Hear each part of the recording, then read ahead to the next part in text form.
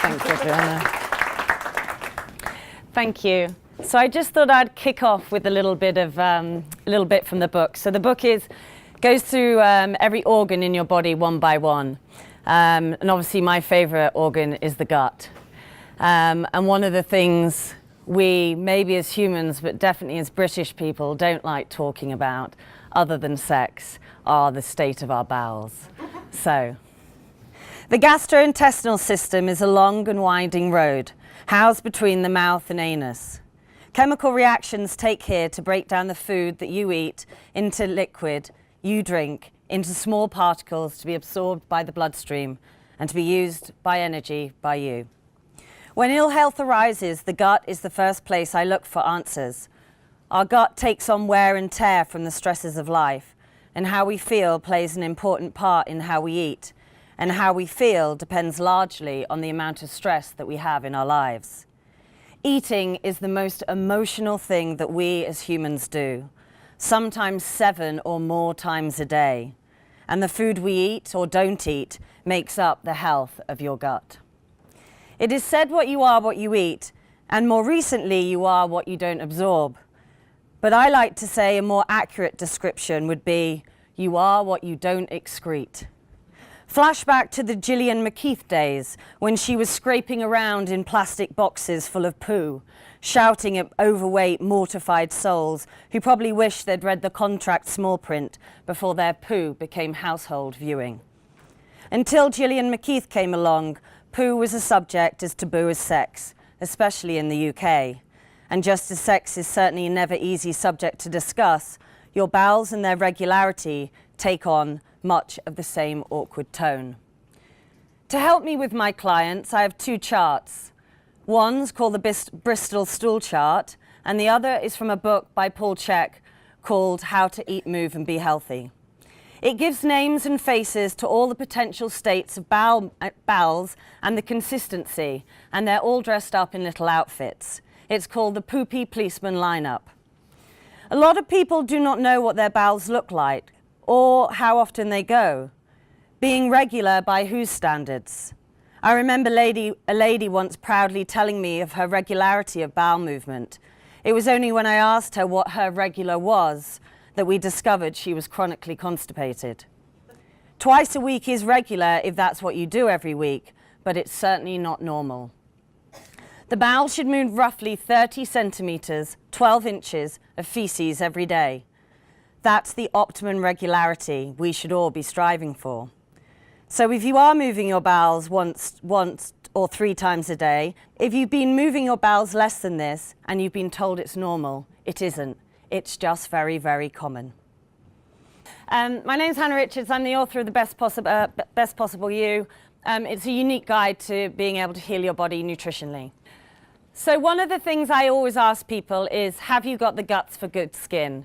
The skin is the largest organ in your body, and it's a really good mirror as to what's going on inside you and with you and for you and all those things. So when we talk about the human body, I'm talking about the physical, the mental, the emotional, and the physical. And they all sing and dance together. You can't single one thing out in the body. Some types of medicine try to do that, but really it's about looking at all those different bodies as a whole. As Adriana said, I work as a nutritionist and lifestyle coach on South Molton Street. I used to run a health clinic in Hampstead called Move 360. I founded a juice company for medicinal juicing, which ran a range of juices and shots, which were all for different organs and systems. And so I'm mainly in Somerset now and in London. So today I'm going to try and be a little bit interactive if you're all up for being a bit of a health detective with each other. You certainly don't have to at all, you can opt out. But the best thing about being a nutritionist is that it's like being a detective. I look at a person and try and figure out what's going on with them. I do this by the way they email me, the way they fill in their paperwork, the timings that they do that with, the language they use, what their skin looks like, what their hair looks like, what their fingernails look like. I even get them to stick their tongue out to me because I can tell a lot from organ systems with the tongue. And so it's really sort of mapping all these things to be able to find out what is the etiology, what is the root cause of the ill health that a person is experiencing. It's worth just saying at this point that they're all just little signs. So if you have dark circle under your eyes and we say that's the detoxification system and the liver, you don't have a chronic liver disorder. It's just one pathway in the right direction. So the skin is a great insight into your gut. And the face gives us, has anyone heard of face mapping or done sort of acupuncture? And so a lot of this is all very Eastern medicine as well. In Western medicine, we tend to look through a hole and see one thing and fix that one thing without trying to look at the reasons as to why we got there in the first place. And so this is all about looking at the signs and symptoms before disease rears its ugly head.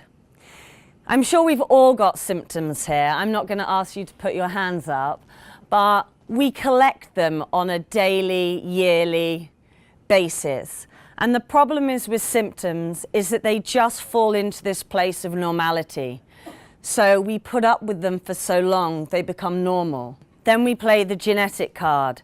My mum has it, my dad has it, it's in the family, it's part of us, it's who we are.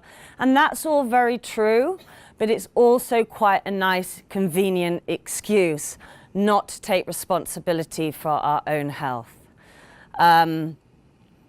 So your tongue is, again, it's going to show you where all the organs are.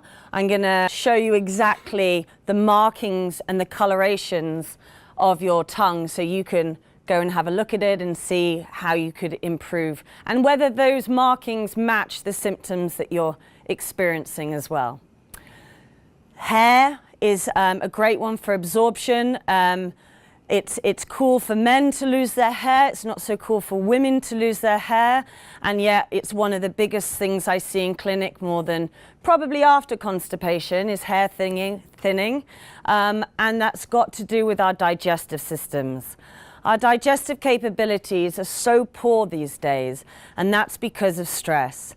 And it's because of the bad food choices that we have, because the way the world has made us into little robots, and it's basically stress. And stress, as we'll learn a bit later, the biggest impact of it is on our digestive system. Nails. Lucky for you if you've got nail polish on. If you haven't, we're going to go through some nail things and we can look at each other's nails. So really easy things to look at as well, look out for. Bowels. You know, if you don't look at them, start looking at them. They're the biggest predictors of health. They tell you so much about what's going on in you. Urine, and then viscerosomatic pain patterns. So that's sort of like, has anyone ever had an injury? Of course. And you go to the physio or the osteopath and you keep going and you don't really feel like you're getting anywhere. Well, when that happens, what we need to start doing is looking at the nerve feeds to the organ. So if your spine is a long column, all the nerves feed off the vertebrae into your organs. So when your right shoulder hurts, for example, and no mechanical therapy was working, you need to start looking at the liver, whether it's sluggish, whether it needs detoxing, whether it's got fibrosis, all these sorts of things. So it's the organ systems that need to start to be looked at. The other thing to say about the book as well is that every organ takes you through an emotion. Again, in Chinese traditional medicine, we believe that every organ is associated with an emotion. So sometimes the reason that initially there's a problem can be an emotional issue rather than anything else. The liver, for example, is anger and frustration. And again, it's the one that I work with most in clinic because we're all stressed, tired, and little addicts. we're always sort of profiling each other all the time in your jobs. You've all worked here because you're really good at what you do, and it's the same in being a nutritionist. I'm just looking at people and going, what is going on with this person? Why is their skin presenting with a big red flush on their cheeks? Why does their face look like it has this hue of tiredness? And so you've just looked at each other and you've probably spotted things, and that's what I want you to do to yourselves. Start noticing what's changing in you, because when things change, there's signs and symptoms of whether you're going to go towards health or whether you're going to move towards a state of dis-ease. Symptoms live next to the door of disease and not health. So the more symptoms you start collecting that you decide to call normal, the further and longer it takes to move away and get better. So that's just worth remembering. So, fingernails. Has anyone had like split fingernails? This is a really easy one. So sometimes your fingernails get a bit brittle and they break. Now, for ladies, it can be because we use nail polish. I've got nail polish on, can't see mine. It can be because acetone is such a horrible thing to put on our nails, so it breaks them and makes them weak. But if they do break all the time, it can be a sign that you're not absorbing protein well enough. So we might be eating enough protein, and we can eat all the best organic food in the world, but another question is whether we absorb it. And that's the biggest relationship with digestion and hormones. We can eat all the best things, but if we don't absorb it, it's almost doesn't make any difference. Lunas. Anyone know what your lunas are? The lunas are like the little half moons. So just look right at the bottom of your nail beds. You should have about 8 lunas. Sometimes people don't have any lunas at all. Sometimes it can be a sign of B12 deficiency, and again, that can tie in with a brittle nail and protein absorption as well. Sometimes people have longitudinal lines along the nail bed. This can be an iron deficiency, a folic acid deficiency. Sometimes you can have fallen over, had a trauma to the nail bed, and then they never grow back, so that's something to consider as well.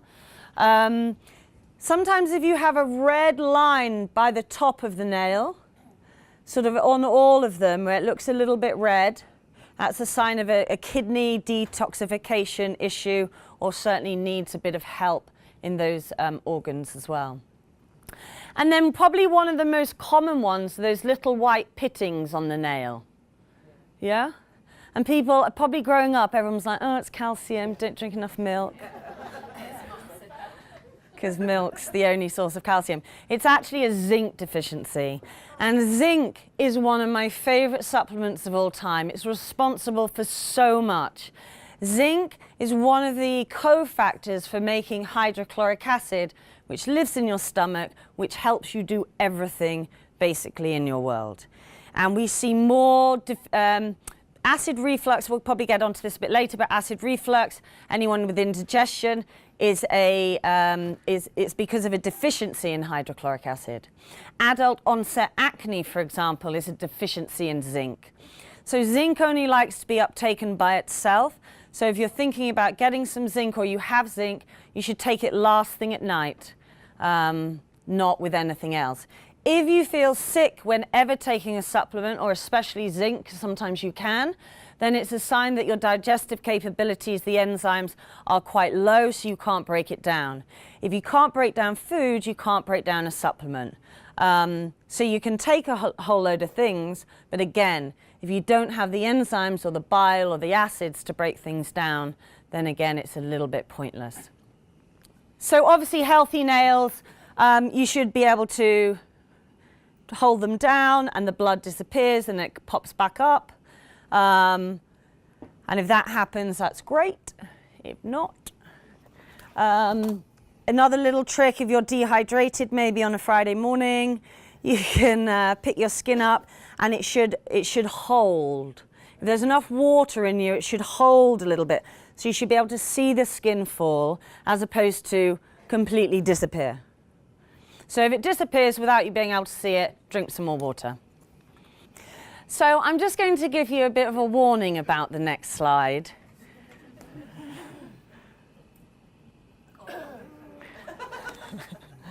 So these are, so this is the longitudinal one, which is maybe sometimes the iron deficiency.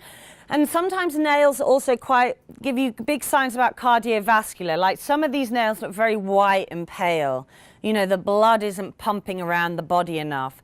And at the surface of the skin are all the capillaries, so we should always see this redness, which is why if you do the nail test, you should be able to see a lot of redness. It disappears and then pops back up again. That's the pitting, which is the zinc deficiency. This is the brittle nails. So if you have got this and it could be a protein deficient malabsorption, then things like taking in proteins in a more digestible form, like chicken soup, like bone broth, like collagen, all these things, it's almost like someone's done the chewing for you. So it's less stress on the body. You're just going to take it all in.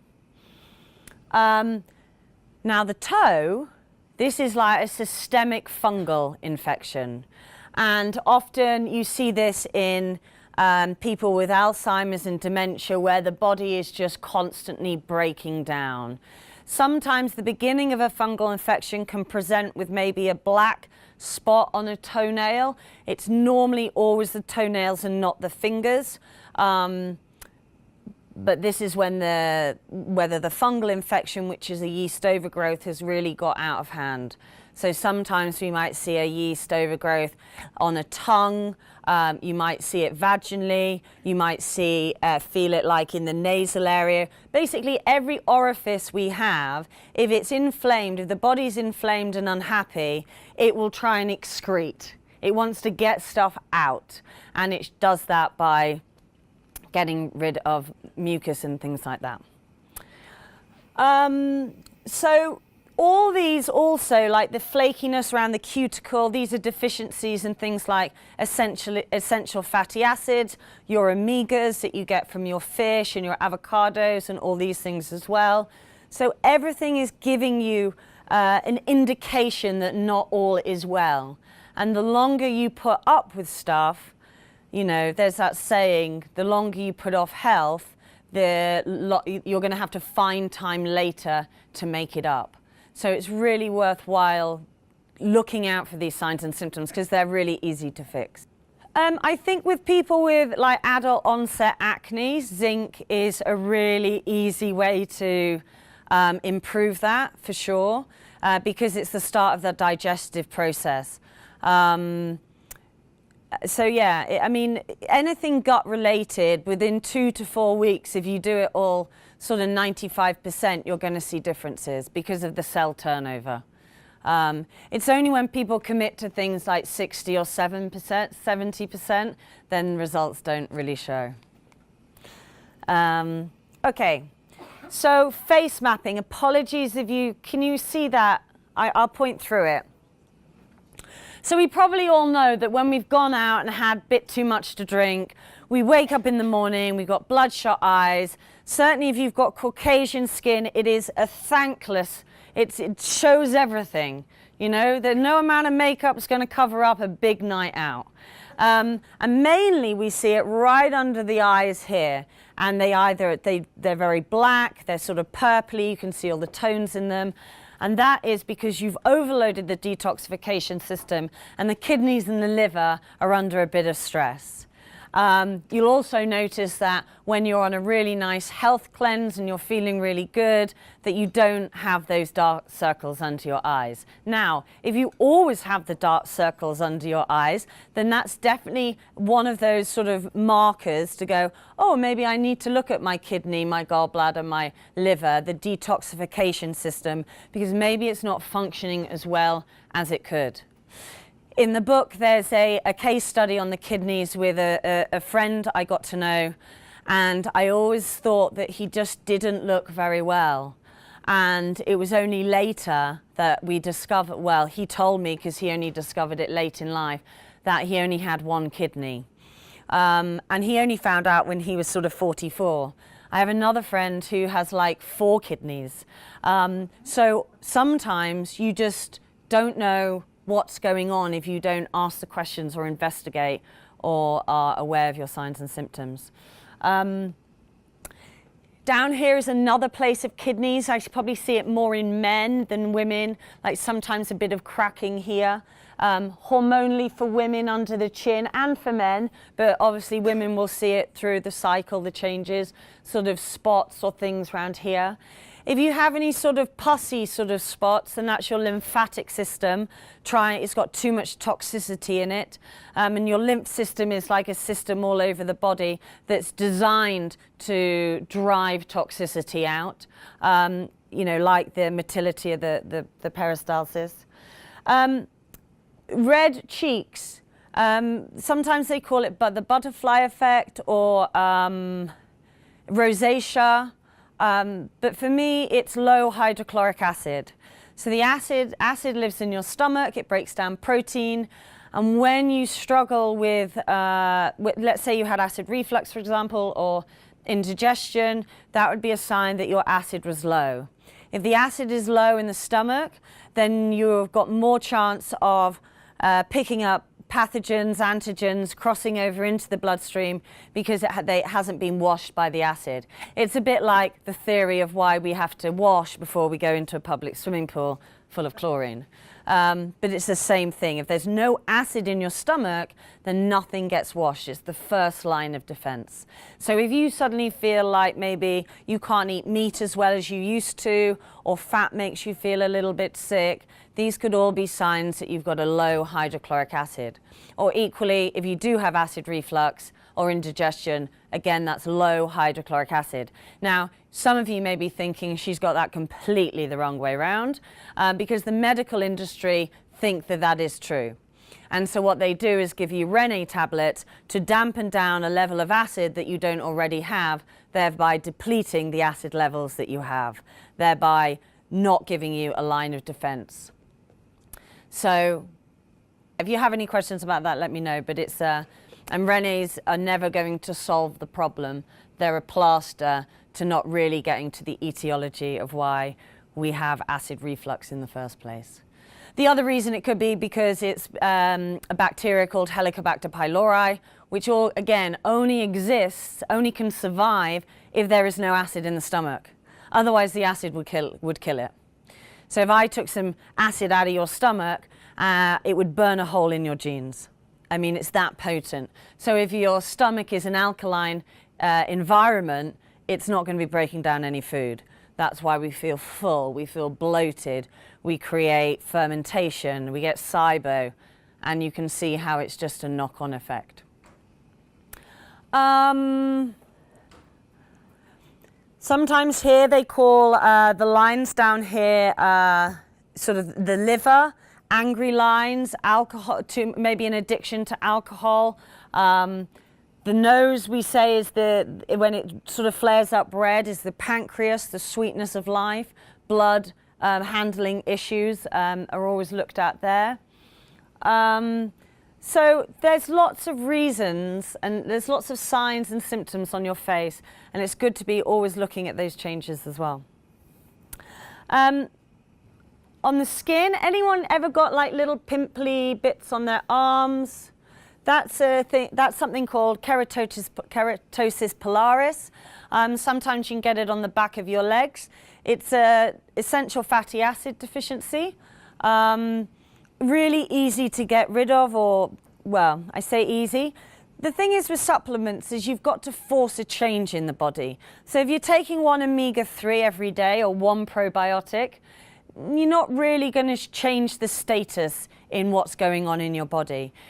And that's why if you're not testing for things, then we're just guessing with a dosage that someone somewhere has recommended to take. We really want to get everything, all our nutrients in through our food. But keratosis pilaris, you'd need a really high amount of omega-3s, essential fatty acids, to shift that condition. Okay, so here we go to the tongue. So I'll just do the digestive system mainly. So when you stick your tongue out, you want it to hold. Some people's tongues shake. That's a magnesium deficiency. It's stress.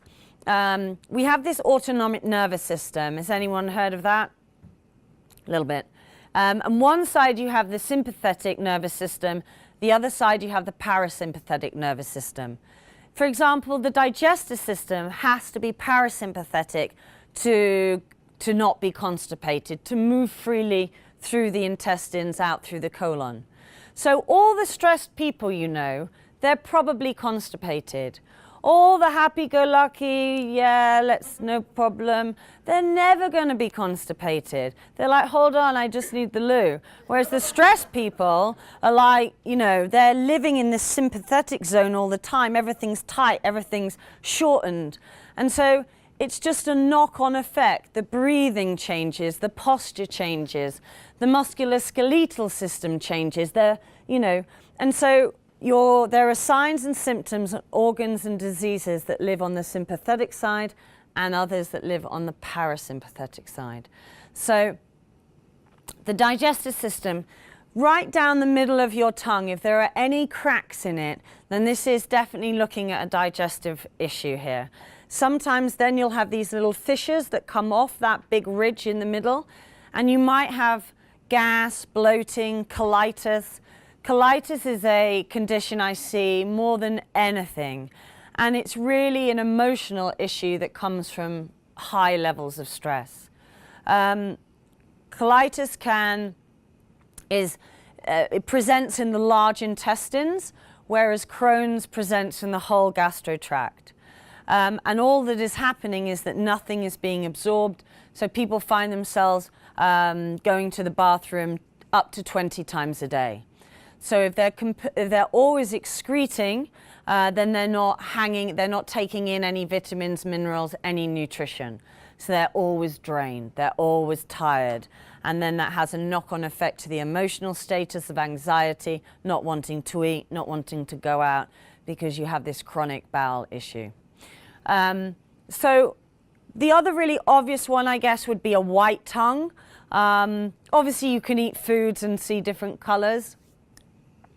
But a white tongue, again, that would be looking at potentially a yeast infection. Sometimes it can change the times of the month as well. So right down at the front, the tip of the tongue, you've got the heart. Either side of the left and the right lung. Right in the middle is the stomach. So that's where you mainly see the fissures splitting off from the longitudinal ridge down the middle. And that's because so many people have issues with hydrochloric acid production. And then the intestines at the back as well. So what a good thing to do is stick your tongue out when you get home, take a picture of it, and if you're going to change your nutrition or some things in life, then that's a good marker of how things have changed. So this is a nice, healthy tongue. It doesn't have that longitudinal ridge right down the middle. It's not scalloped down the side. Sometimes you can see these sort of teeth marks in the side of people's tongues. This is a beefy tongue, which is a B12 deficiency. Like sometimes people's tongues are a bit too big for their mouths. That's a big beefy tongue. This is the papillae in this one is a bacterial infection. So when the papillae open, when the fissures have been open for too long, then it collects bacteria and it looks like it's a bit black like that. And so you're constantly carrying around toxicity. It's like people who smoke and chew gum at the same time. You know, it's like the quickest way to have a problem. This is called a geographical tongue, but I like to see it as, you know, when you cut open a red cabbage? Looks a bit like that, doesn't it? So this is like a huge, long time metabolic syndrome. So there's lots of issues going on there. You don't see it a lot, but you definitely see it. So tongue health is really important. Chinese traditional medicine swears by it and they live by it, and they are constantly checking tongue health. Then we've got the referred pain patterns. In the book, there's a chart to tell you which organs belong to which parts of the vertebrae. So if you do have an injury or a chronic pain and you haven't been able to fix it, it's definitely time to look at your organ system.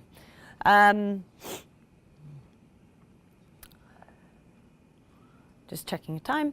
Okay, so I'm going to really quickly go through one organ with you all. And I picked the liver because it's the grandfather of all organs. And we're all such workaholics these days. And we probably do things to excess, I'm guessing. So I thought I'd go through the liver and tell you what the job of it is. So the liver is a little bit like a hoover. Who here hoovers? All you men. And when your hoover bag gets full, what do? Empty it, absolutely. Because it can't pick up the dirt on the floor anymore. Now, if you think of your liver a bit like a hoover, when it gets full, what do?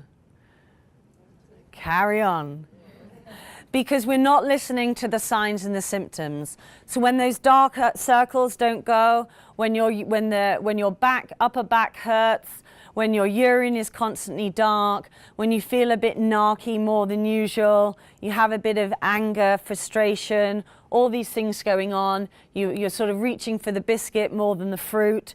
These are all signs that the liver is a little bit overloaded and needs filtering out. Now, green juice will help, but it's definitely not a detox. Because if the liver isn't working, what happens is a rehepatic circulation. So it's what I call ghetto gut. You sort of do a cleanse for 2 weeks, but because no filtration is happening, you're just circulating the toxins back from the digestive system to the liver and back, and they're not leaving. Does that make sense?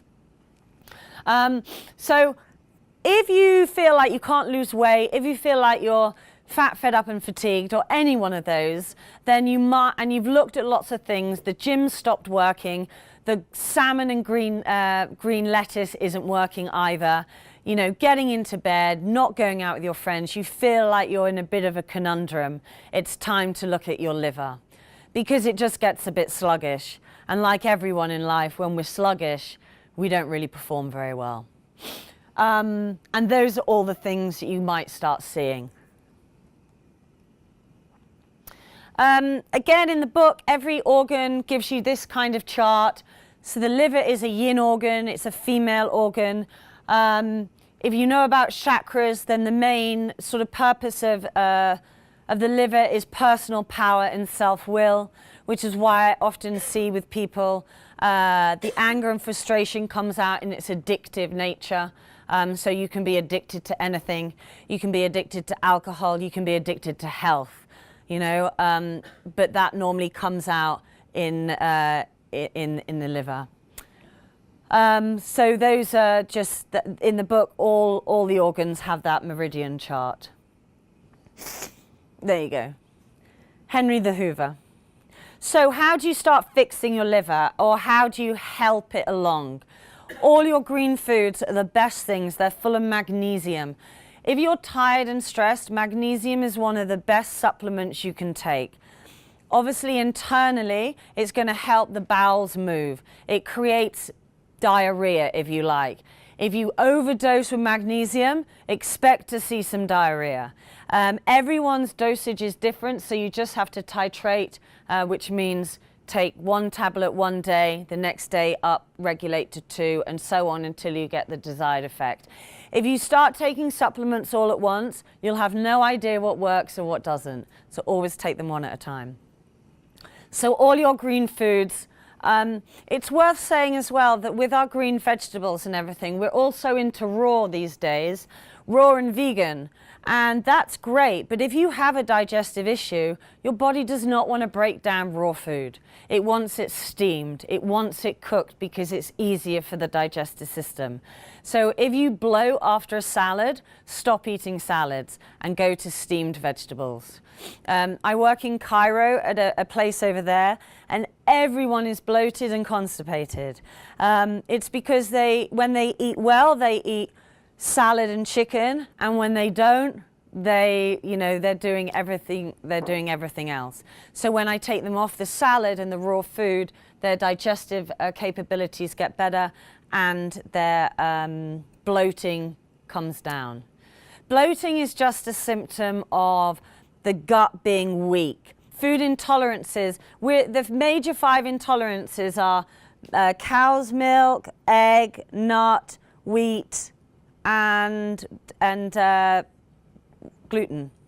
And so these are the things we eat more all the time. I grew up on cereal, which was basically wheat, gluten, and milk. So there's 3 straight away.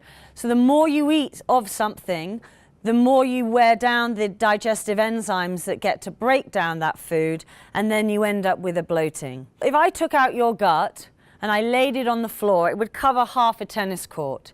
And the whole gut is covered in microvilli. And at the top of the villi are villi, and they excrete enzymes. So if you overdo milk your whole life, then you wear out the enzymes that break down the milk. And then when you put milk back into the gut, it bloats out because the gut's almost like bald. It's like a bald head. There's no means to break the food down into smaller particles to cross over and be absorbed and digested. So a food intolerance, when you feel like you bloat and you can't pinpoint what you bloat at, and you now feel like it's just everything, that's when we need to start repairing the permeability of the gut lining. So if you bloat with a certain food, it's easy, take it out. But if it feels like suddenly it becomes everything you're bloating at, then you need to start fixing the inside of the lining.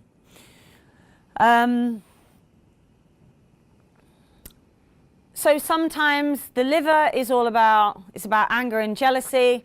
Obviously we see lots of addictions, depression as well, which is linked to the bacteria and the microbiome, which is a huge subject. But one thing I would say quickly about probiotic bacteria, if you eat a really good varied diet, you don't really need them. If you are taking them and you're taking 1 a day, it's a bit of a waste of time. You need to make sure they're multi-strained, and every 3 months you change your probiotic. You know, your microbiome is full of bacteria, billions, trillions. So if you're just putting 1 lactobacillus in, you know, it's hard work. So you need to be putting a multitude of bacteria back in the gut. And why not do that with food? Why not do that with kefir, with kombucha, with sauerkraut, with kimchi, with fermented things, with soy, rather than very expensive probiotics? If you've been on antibiotics or you've had trauma, then absolutely there's a need for them. But if you're a healthy looking person, which you all look like to me, and you're spending money on probiotics and they're not really doing anything, then they're probably not. Here are some supplements for your liver. One of my favorite is B6. If women, for example, get tender breasts the week before their period, that's definitely a deficiency in B6. B6 is like the little cofactor guy that makes everything in the body work. So you can't go wrong by taking a bit of B6. NAC, N-acetylcysteine, is a really potent antioxidant. It's a precursor of glutathione. If you were to take milk, any of these, before you drank and the day after, you would repair your hangover quite well, because it helps. Everyone's like, because it helps do the detoxification. It's always best to take herbs naturally as opposed to in a supplementation form, but NAC or glutathione is exponentially one of the best things you can take. You can get glutathione in a shot form and have it injected into the muscle, and it completely, you know, if you're in drug rehab therapy, you'd be on shots of NAC all the time. And glutathione. It's just more expensive. Magnesium, if you're stressed, it's the biggest supplement for your heart, especially men. So if you feel like you're always running uphill against the tide, then make sure you've got some magnesium in your life. If you're chronically constipated and you drink enough water and you eat your steamed greens, take some magnesium. If you don't eat enough greens and drink water, then do that first.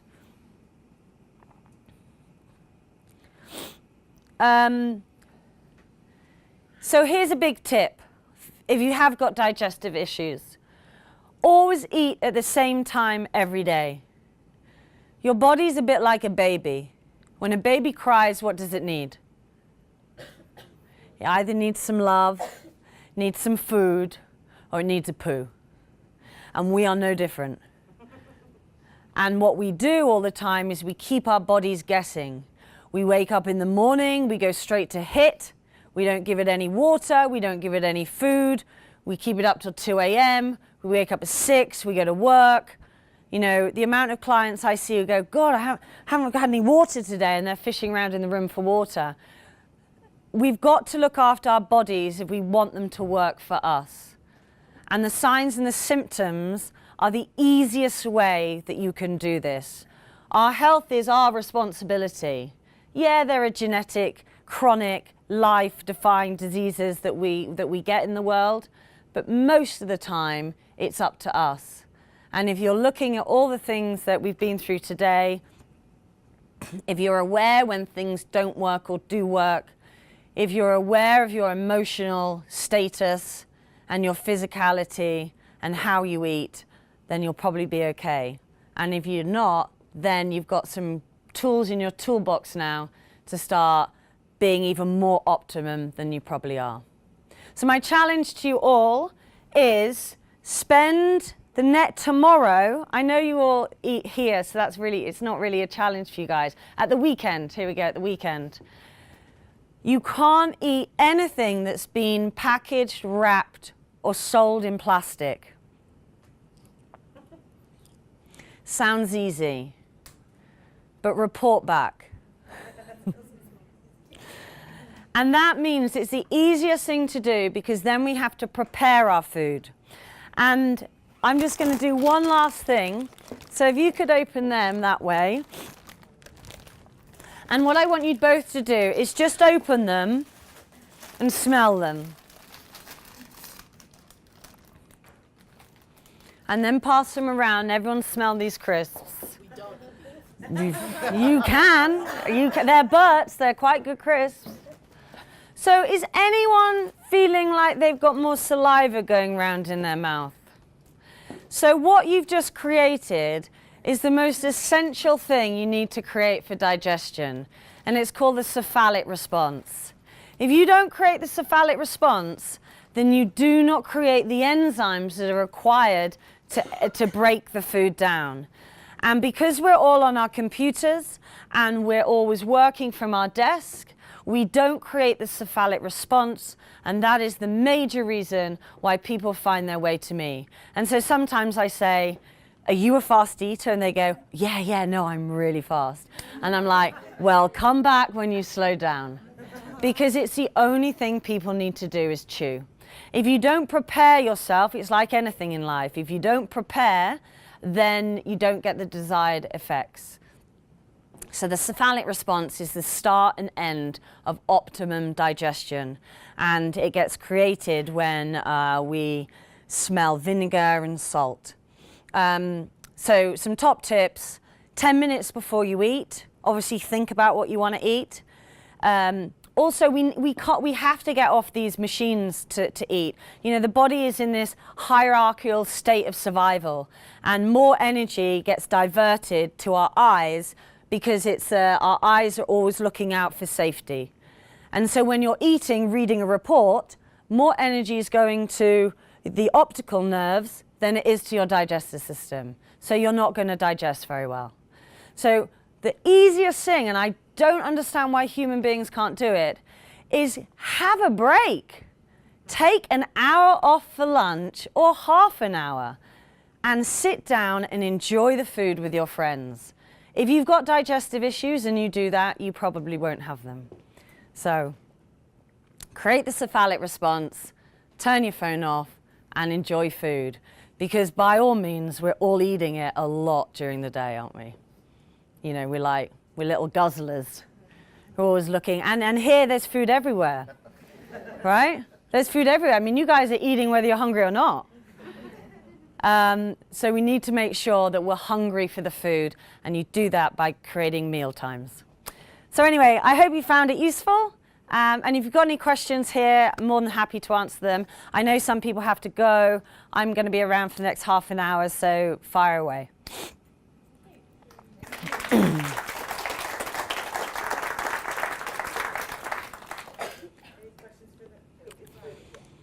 So thank you very much. Really great talk. Really enjoyed all of that. My question was, you spoke a lot about food. I know you're probably going to say it's bad, but just interested to get your thoughts on caffeine and caffeine levels that are suitable. Yeah, no, good question. I love coffee. It's the question of why you need coffee. So if you wake up in the morning and you go, oh, I can't wait for coffee, then you might have a bit of an energy issue there. If you drink instant coffee, you're going to rip your gut up in one fell swoop, in really easily. So instant coffee is one of the worst things you can do for your gut. If you have coffee after you eat, water, food, and then coffee, that's my general rule. Never have coffee between the hours of 11 and 1 because it's the hours of the heart. And the heart is all about hate and love and shock. And just as much as the heart can get shocked through a good thing and a bad thing, you don't really want those hours to be, that's why it's lunchtime. Yeah, and that's why we want to be sat down, relaxed, in a relaxed state. And coffee perks you up and sends shocks around the body. So if you're hydrated enough, drink it. But drink it away from food. And if you've got more than 2 a day, 3 a day, you know, you're masking something. So, but yeah, it's essentially, if you drink coffee and you get heart palpitations, then put some fat in it, like put some coconut oil in it, some butter in it, you know, good milk in it. That's the fat that makes the energy go for longer.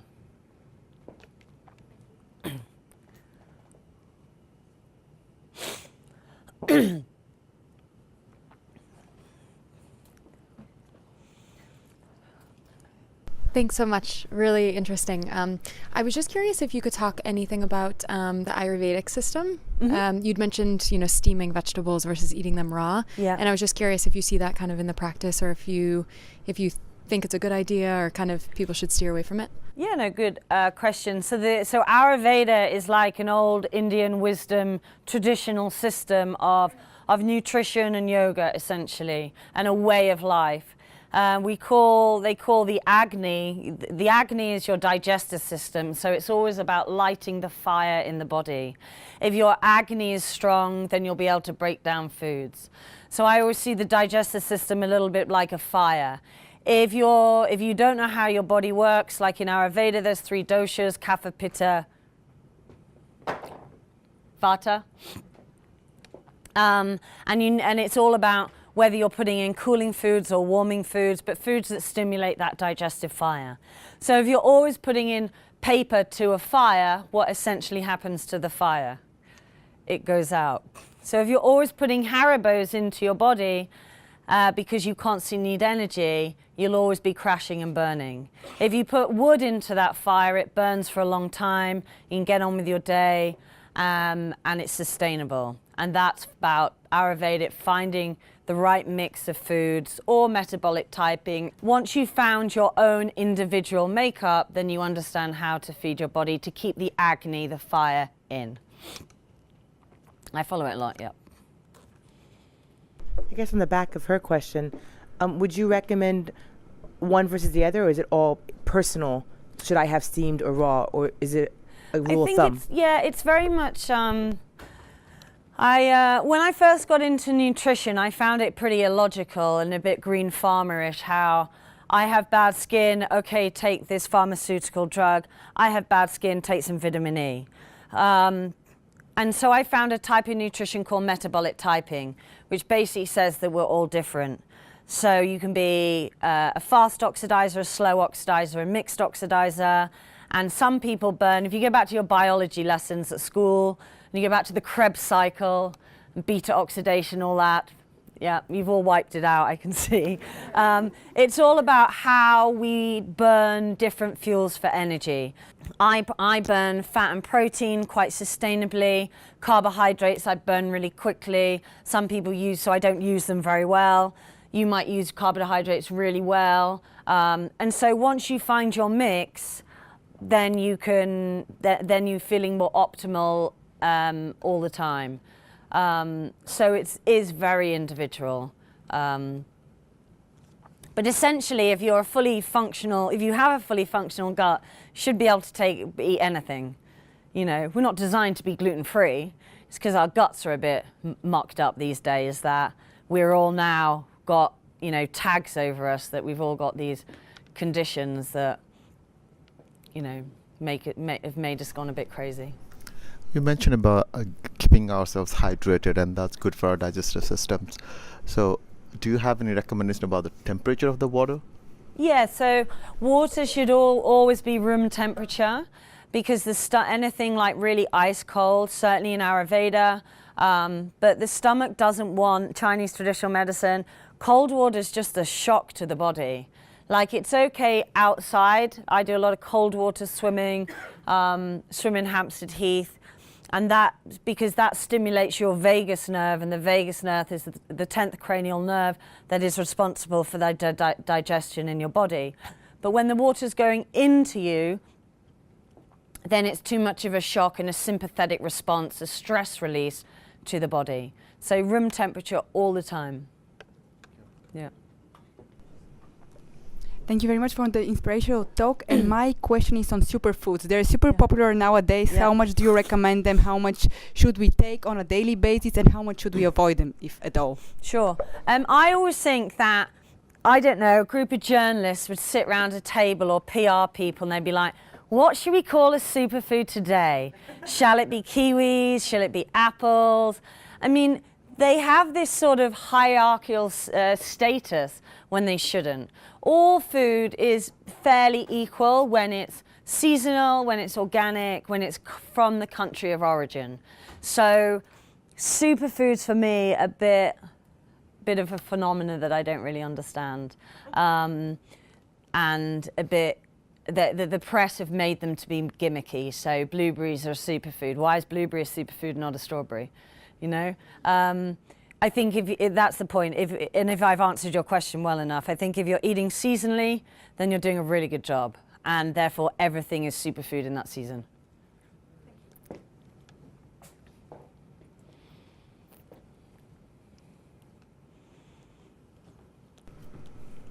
Cool. Well done. Well, thank you, Hannah. And if you have questions to her individually, if you don't want to talk out loud, I'm sure she'd be open to. Yeah, ask that. I've got some cards and some little book things there, but absolutely, if you have any questions about your bowels and you want to private email me, I'm all ears.